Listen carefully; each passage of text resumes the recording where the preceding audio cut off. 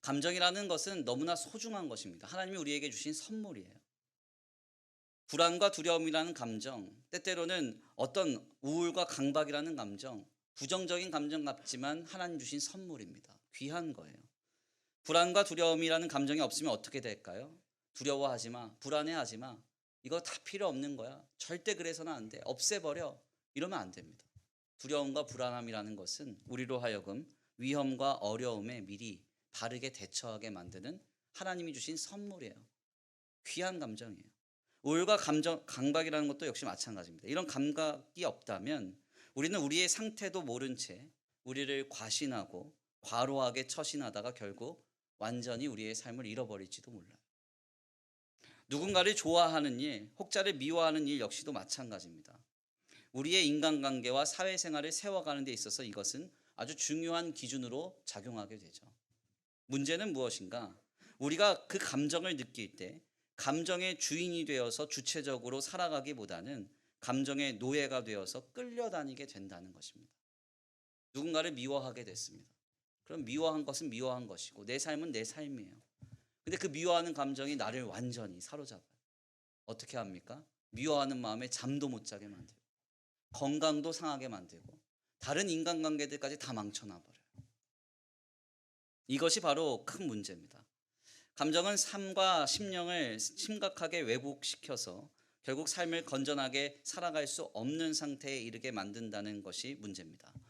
주님은 우리가 이렇게 감정의 노예가 되어서 살아가게 하시길 원하시지 않아요. 살아가길 원치 않으세요.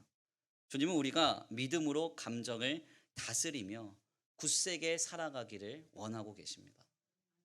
앞서 말씀드렸던 하나님의 뜻이라고 전해지는 데살로니가전서의 말씀이요. 항상 기뻐하라, 쉬지 말고 기도하라, 범사에 감사하라 라고 하는 이 말씀, 이 주님의 겉면에서 우리는 기쁨과 감사라는 이 개념이 실상 감정적인 요소라고 생각합니다. 그러나 이것은 완벽한 오해예요. 사실은 그렇지 않습니다. 앞서 기뻐하라라고 말씀드릴 때 이 기쁨이라는 헬라어가 카라인데 이것을 히브리 말로 바꾸면 사메아흐, 즉 확신에 의한 당당함과 자긍심으로 인한 즐거움이라고 했습니다. 즉 이것은 감정적인 요소가 아니라 믿음의 요소라는 거예요.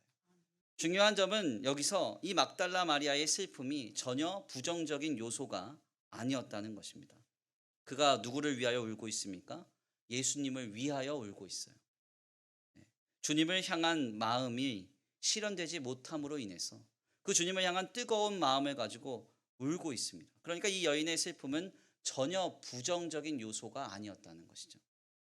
오히려 주님을 향한 사랑과 뜨거운 열정을 보이는 의로운 모습이고 선한 모습이며 아름다운 슬픔의 표현이라고 할 수 있습니다. 그런데 여기서 한 가지 문제는 무엇인가 하냐면 이러한 막달라 마리아의 감정이 곁에 서 계신 부활의 예수님을 알아보지 못하게 만들었다는 거예요. 바로 여기에서 우리는 본문을 전하고 있는 두 번째 시선을 확인합니다. 울고 있는 마리아를 객관적인 시선으로 바라보는 요한복음 기자의 관점을 확인하게 되는 것이죠. 요한복음서 기자는 마리아가 무덤가에 앉아 주님을 향한 뜨거운 마음을 쏟아내면서 울고 있지만 그것을 덤덤하게 증거하면서 이러한 슬픔과 낙심으로 인해서 눈앞에 계신 부활의 예수님을 그녀가 전혀 알아보지 못했다고 전합니다. 우리가 느끼는 감정이 영원할 것 같죠. 기쁨이든 우울감이든 행복감이든 불안함이든 다 영원하지 않습니다. 일시적이에요. 그렇지만 믿음은 영원해요. 우리의 감정은 우리를 종처럼 부리려고 합니다. 그러나 그 감정은 믿음 안에서 다스려져야 돼요. 예수님의 무덤가에서 울고 있었던 마리아의 슬픔은 결코 나쁜 감정이 아니었습니다. 예수님을 위하여 울었고 주님 때문에 애통한 그의 마음을 쏟아놓는 그녀의 충정이었어요. 그렇지만 이 여인의 울음은 눈앞에 계신 부활의 주님을 바라보지 못하게 만들었습니다. 인생의 많은 상황 속에서 감정이 휘몰아칠 때 감정에 속지 마십시오. 성도는 감정대로 살아가는 사람들이 아닙니다. 내 느낌으로 살아가는 게 아니에요. 주님을 믿는 믿음으로 삶을 세워가야 합니다. 감정의 자리에 우리가 낙심하며 머물러 있을 때 부활의 주님이 우리에게 찾아오사 우리의 감정을 신앙으로 바꾸실 것입니다. 바로 그때 우리의 모든 슬픔은 기쁨으로 바뀌게 벗겨질 거예요. 그 놀라운 은혜를 누릴 수 있게 되길 간절히 축원합니다.